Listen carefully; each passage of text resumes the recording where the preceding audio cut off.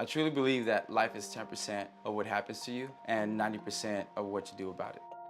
Growing up in a small two-bedroom house with a large family, at times we were sleeping on the couch in the living room, and so you learn how to make the best out of any situation. My parents always did the best they could, the best way they knew how, but sometimes life was tough.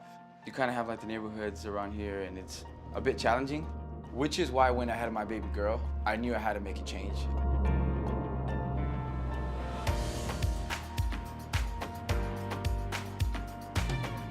And to me, that was going to American Career College. All hands-on training on an actual career as a dental assistant was truly life-changing. You get to challenge yourself and see what you're really about.